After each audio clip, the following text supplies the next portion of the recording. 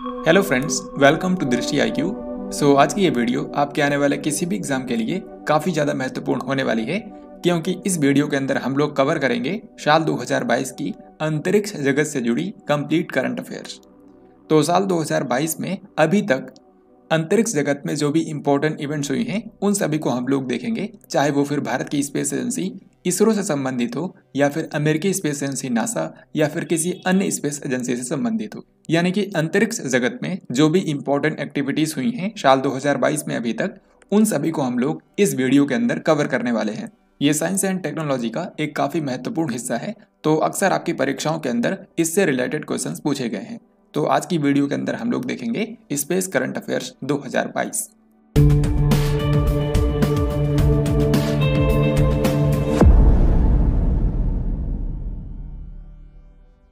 इस वीडियो को शुरू करने से पहले आपको बता दूं, इसी तरीके से पूरे साल 2021 के अंदर जो भी स्पेस करंट अफेयर्स थी उसको हम लोगों ने एक कंप्लीट वीडियो में कवर किया था। अगर आपने उस वीडियो को नहीं देखा है तो उस वीडियो को जरूर देखें। वहां पर मैंने आपको जनवरी से लेकर के दिसंबर 2021 तक के स्पेस करंट अफेयर्स को कवर कराया है। तो चलिए अब आज की वीडियो शुरू करते हैं। तो यहाँ पर आज का सबसे पहला क्वेश्चन है, भारतीय अंतरिक्ष अनुसंधान संगठन यानी कि इसरो का नया अध्यक्ष किसको बना दिया गया है? तो फ्रेंड्स, इसरो जिसके बारे में आप जानते होंगे, ये भारत की अंतरिक्ष एजेंसी है। जिस तरीके से अमेरिका की स्पेस एजेंसी का नाम नासा है, वैसे ही भारत की अपनी स्पेस एजेंसी है, इसका नाम है इसरो। इसके बारे में दो इंपॉर्टेंट चीजें अक्सर पूछी जाती हैं। इसका मुख्यालय है कर्नाटक की राजधानी बेंगलुरु में और इसकी स्थापना हुई थी 1969 के अंदर। तो ये दो बातें तो आपको हमेशा याद रखनी है। तो अभी क्या है, इसरो के अभी तक अध्यक्ष थे के शिवन, लेकिन अब के शिवन की जगह ले ली है एस सोमनाथ ने। तो इसरो के नए अध्यक्ष बन गए हैं एस सोमनाथ। विक्रम साराभाई अंतरिक्ष केंद्र के नए निदेशक के रूप में किसको अपॉइंट कर दिया गया है? जो विक्रम साराभाई स्पेस सेंटर है ये तिरुवनंतपुरम में स्थित है।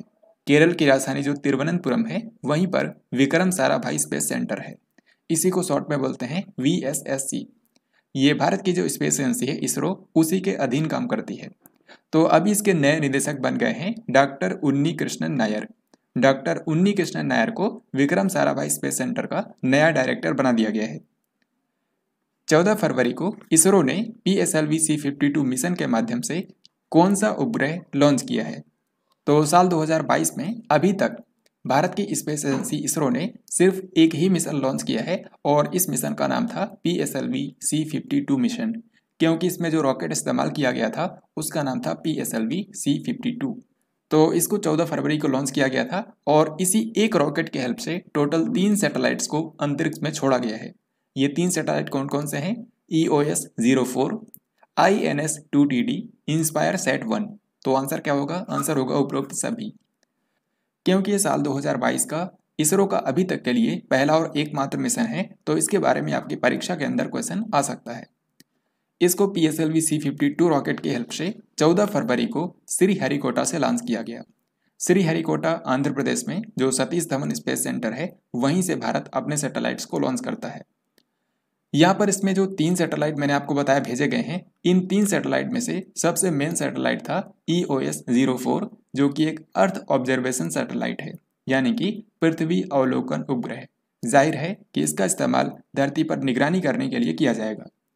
ये जो अर्थ ऑब्जर्वेशन सैटेलाइट 04 है, ये एक रडार इमेजिंग सैटेलाइट प्रकार का इमेजिंग सैटेलाइट है, यानी कि ये किसी भी मौसम में, चाहे वो कोई भी मौसम हो, ये किसी भी मौसम में हाई क्वालिटी की इमेजेस लेने में सक्षम है। तो इसका इस्तेमाल कई सारे क्षेत्रों में किया सकता है, जैसे कि agriculture, forestry, plantations, soil moisture, hydrology, ऐसे ही कई सारे फील्ड्स में इसका इस्तेमाल किया जा सकता है और ये अगले 10 सालों तक काम करता रहेगा। तो ये तो मेन सैटेलाइट है जो इसमें भेजा गया है, इसका नाम है EOS-04। इसके अलावा जो 2 अन्य सैटेलाइट भेजे गए हैं वो दोनों ही स्मॉल सैटेलाइट्स हैं, जैसे कि एक का नाम है इंस्पायर SAT-1। इसको अमेरिका, ताइवान, सिंगापुर और भारत के यूनिवर्सिटी के स्टूडेंट्स ने मिलकर के विकसित किया है। तो ये एक स्मॉल सैटेलाइट था। इसके अलावा एक अन्य जो स्मॉल सैटेलाइट भेजा गया है वो एक टेक्नोलॉजी डेमोन्स्ट्रेशन के रूप में भेजा गया है, जिसका नाम है INS-2TD। आपको बता दूं कि भारत और भूटान का एक ज्वाइंट सैटेलाइट भी लॉन्च किया जाना है, जिसका नाम होगा INS-2B। तो इसी के टेक्नोलॉजी डिमॉन्स्ट्रेशन के रूप में एक छोटा सैटेलाइट भेजा गया है जिसका नाम है INS-2TD। तो इस तरीके से इस मिशन के बारे में आपको ध्यान रखना है। आई होप यहाँ से आपके एग्जाम में क्वेश्चन पूछा जाएगा। 27 फरवरी को इनमें से किस कंट्री ने लॉन्ग मार्च 8 उपग्रह के साथ एक ही साथ 22 उपग्रह को अंतरिक्ष में स्थापित कर दिया? तो लॉन्ग मार्च 8, इसके आप नाम से ही समझ गए होंगे, ये चाइना का एक रॉकेट है और इसी की हेल्प से हाल ही में एक साथ 22 सैटेलाइट्स को चाइना ने अंतरिक्ष में पहुंचा दिया है।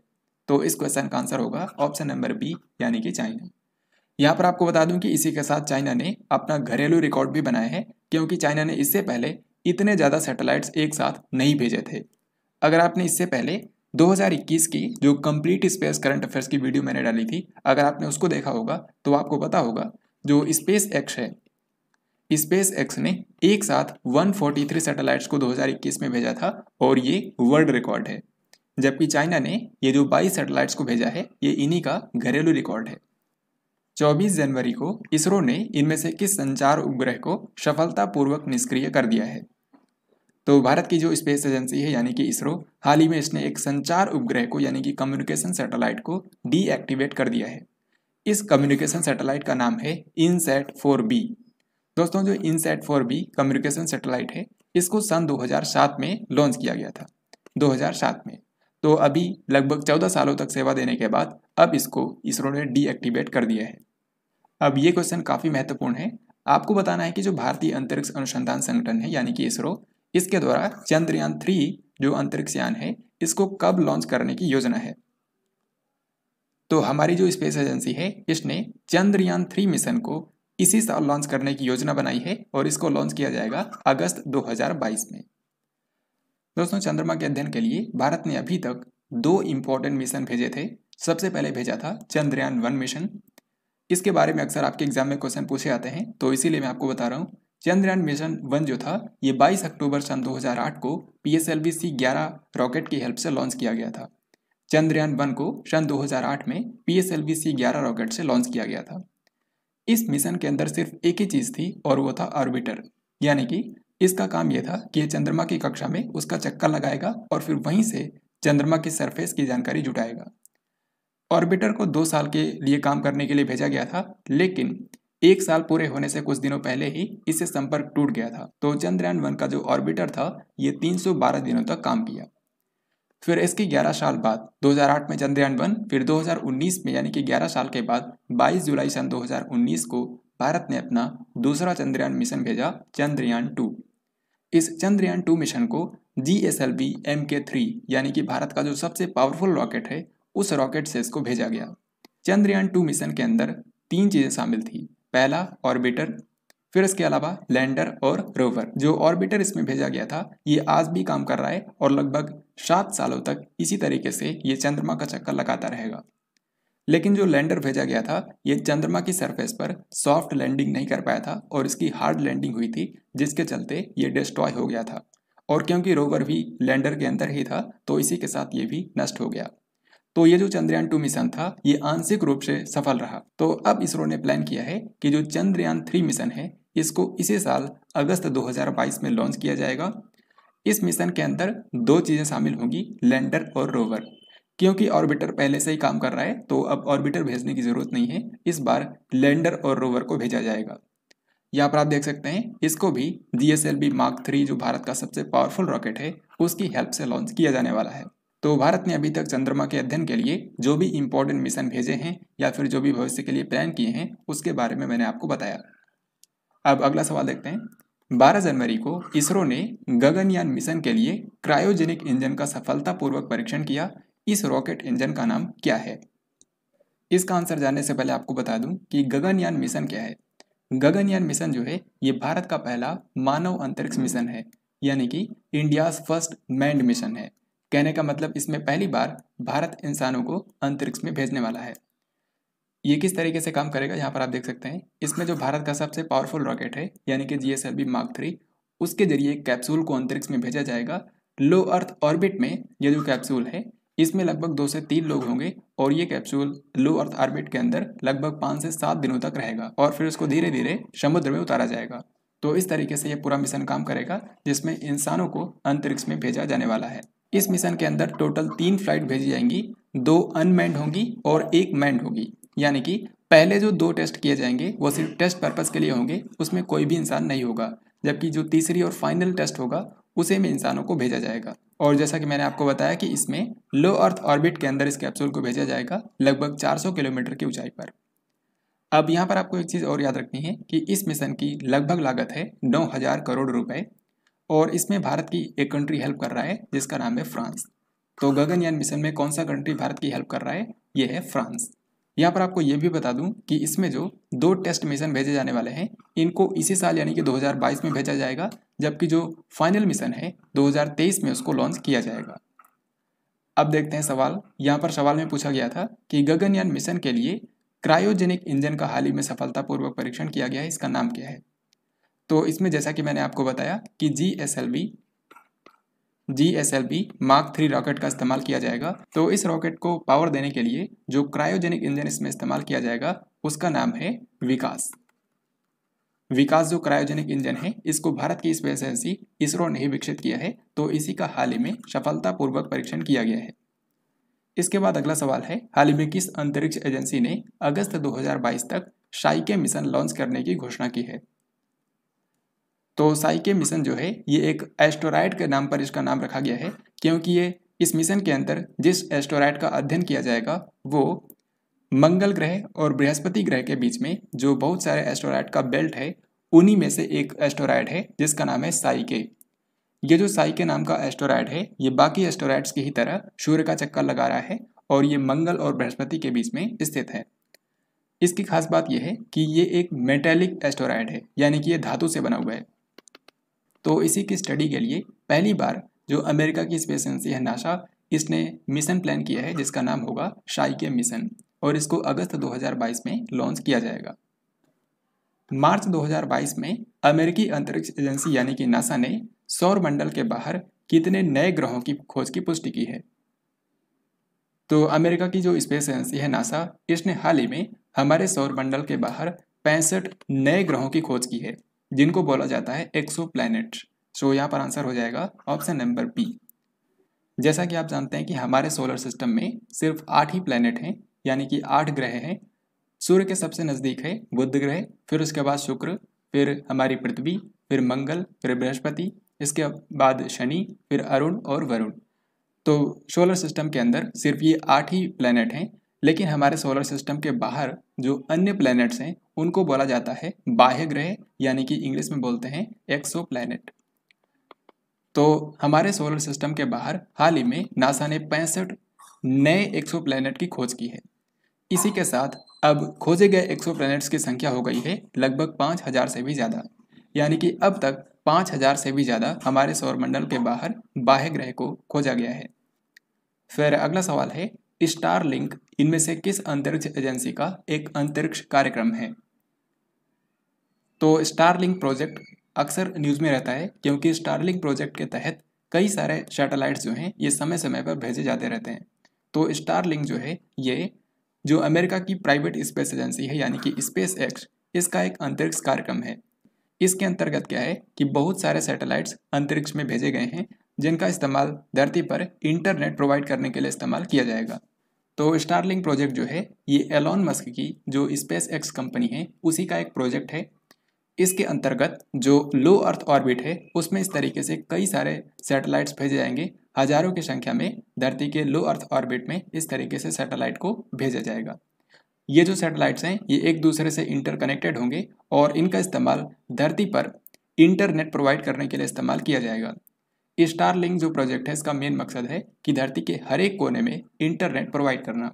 यहाँ पर आप देख सकते हैं अभी तक 2335 ऐसे सैटेलाइट्स भेजे गए हैं जिनको स्टारलिंक सैटेलाइट बोला जाता है। इसमें क्या है कि धरती के ऊपर जहाँ भी इंटरनेट की ज़रूरत है वहाँ पर एक डिश लगाई जाती है जिसके जरिए इंटरनेट को इन सैटेलाइट की हेल्प से रिसीव किया जाता है। नेक्स्ट क्वेश्चन अब आपके सामने है, रिलायंस जियो ने सैटेलाइट आधारित ब्रॉडबैंड सेवा के लिए किस फर्म के साथ करार किया है? तो जो भारत की रिलायंस जियो है इसने देश के अंदर सैटेलाइट आधारित ब्रॉडबैंड सेवा प्रोवाइड करने के लिए हाल ही में लग्जमबर्ग की एक कंपनी के साथ में समझौता किया है और लग्जमबर्ग की इस कंपनी का नाम है SES। सो यहाँ पर आंसर हो जाएगा ऑप्शन नंबर ए। मार्च 2022 में मशहूर खगोल वैज्ञानिक यूजीन न्यूमैन पार्कर का 94 वर्ष की आयु में निधन हो गया। वो कौन से देश से थे? तो यूजीन न्यूमैन पार्कर ये एक अमेरिकी खगोल वैज्ञानिक थे। इनकी हाल ही में डेथ हो गई है। सो यहाँ पर आंसर होगा ऑप्शन नंबर डी। आपको पता होगा यूजीन न्यूमैन पार्कर ये वही व्यक्ति हैं जिनके नाम पर नासा ने अपने सूर्य के लिए जो मिशन भेजा था, यानी कि पार्कर सोलर प्रोब, उसका नाम इन्हीं के नाम पर रखा था। यहाँ पर आप देख सकते हैं पार्कर सोलर प्रोब मिशन जो है ये सूर्य के अध्ययन के लिए नासा के द्वारा लॉन्च किया गया था। इस मिशन को सन 2018 में भेजा गया था। 7 सालों तक ये सूर्य का चक्कर लगाएगा और सूर्य की स्टडी करेगा। इसका मेन मकसद ये था कि सूर्य का जो बाहरी आवरण है, जो बाहरी वातावरण है, जिसको बोलते हैं कोरोना या फिर किरीट, उसकी स्टडी करना, और सूर्य के ऊपर जो तूफान आते हैं जिनको सोलर विंड कहा जाता है, उनकी स्टडी करना। तो ये जो पार्कर सोलर प्रोब है इसका नाम अमेरिकी खगोल वैज्ञानिक यूजीन न्यूमैन पार्कर के नाम पर रखा गया था। और ये पहला ऐसा मिशन था जिसका नाम किसी जीवित व्यक्ति के नाम पर रखा गया था। हालांकि अभी तो इनकी डेथ हो चुकी है, लेकिन जब इसका नामकरण किया गया था तो वो जीवित जरूर थे।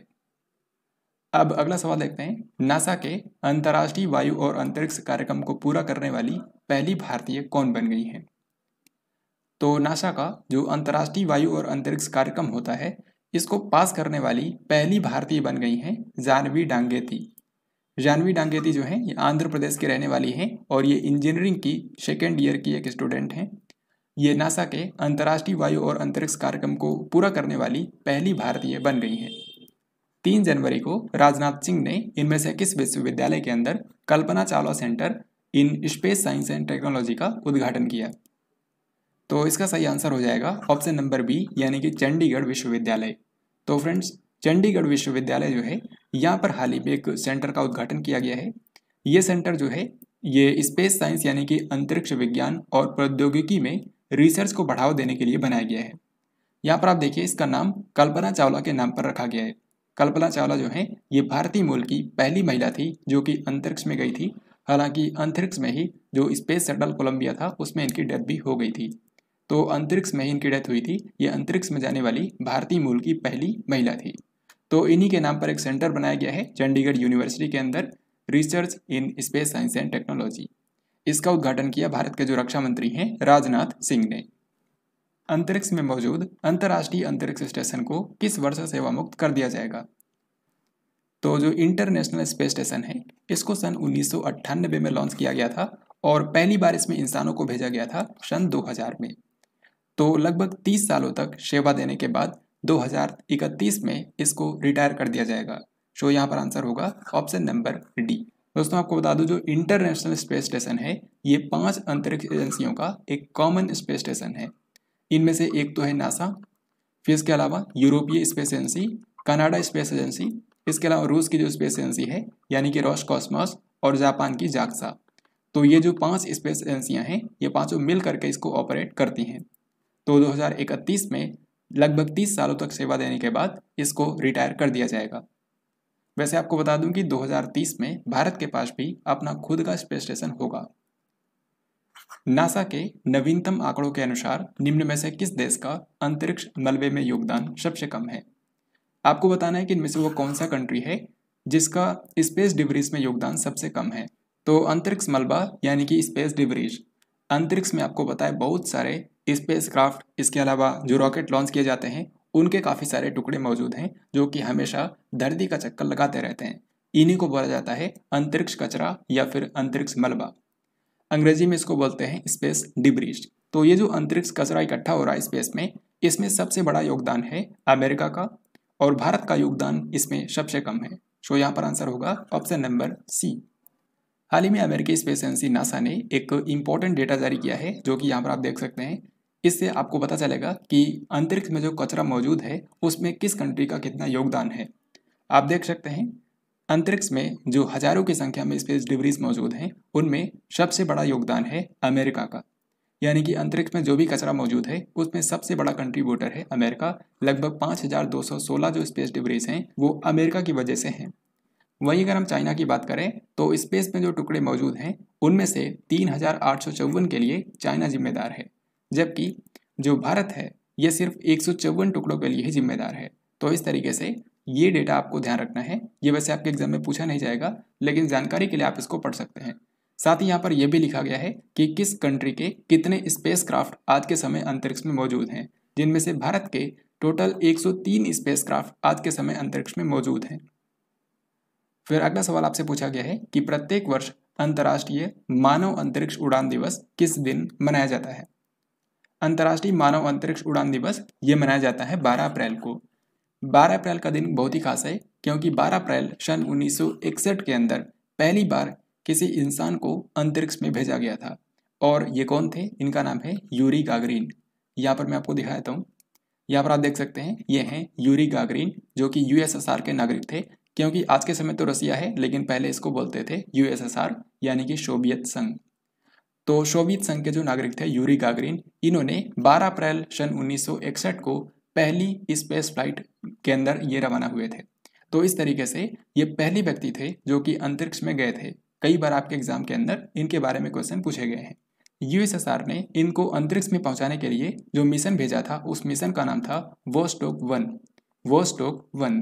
और इस वोस्टोक मिशन के अंदर जो स्पेसक्राफ्ट भेजा गया था उसका नाम था वोस्टोक 3KA। और इसी स्पेसक्राफ्ट के अंदर ये बैठे थे और इस तरीके से ये अंतरिक्ष में जाने वाले पहले व्यक्ति बन गए थे। तो इसीलिए अंतरिक्ष जगत में 12 अप्रैल का दिन बहुत ही खास है और इसी को अंतर्राष्ट्रीय मानव अंतरिक्ष उड़ान दिवस के रूप में मनाया जाता है। तो आई होप आपको ये हमेशा याद रहेगा। तो फ्रेंड्स, इसी के साथ आज का ये वीडियो समाप्त होता है। अब यहाँ पर मैं आपसे 2 क्वेश्चन पूछूंगा, जिनके ऑप्शंस यहाँ पर मैंने नहीं दिए हैं, ताकि आप इनको खुद से सोच करके आंसर करें। पहला सवाल है, चंद्रयान 2 को किस वर्ष लॉन्च किया गया था? जो चंद्रयान 2 मिशन था, इसको कब लॉन्च किया गया था? और जो दूसरा क्वेश्चन है, ये बताना है आपको कि भारत के पहले मानव अंतरिक्ष मिशन का नाम क्या है। भारत का पहला मानव अंतरिक्ष मिशन जो है उसका नाम क्या है। तो इस तरीके से आज की इस वीडियो में हम लोगों ने साल 2022 के जो इम्पोर्टेंट स्पेस करंट अफेयर्स थे उनको हम लोगों ने कवर किया। आई होप आपको ये वीडियो पसंद आया होगा। अगर आपको ये वीडियो पसंद आया है तो इस वीडियो को लाइक और शेयर ज़रूर करें। साथ ही ऐसे ही इंपॉर्टेंट वीडियोस के लिए इस चैनल को ज़रूर सब्सक्राइब करें। और अगर आपने स्पेस करंट अफेयर्स की 2021 की कंप्लीट वीडियो नहीं देखी है तो यहाँ पर आपको उसकी लिंक मिल जाएगी, यहाँ पर आप क्लिक करके उसको देख सकते हैं। साथ ही अगर आने वाले समय में आपका एग्जाम है तो आप मंथली करंट अफेयर्स के जरिए रिवाइज करने हेतु यहाँ पर आप प्लेलिस्ट पर क्लिक कर सकते हैं। तो हम लोग जल्दी मिलेंगे एक नई वीडियो के अंदर। तब तक के लिए जय हिंद, वंदे मातरम।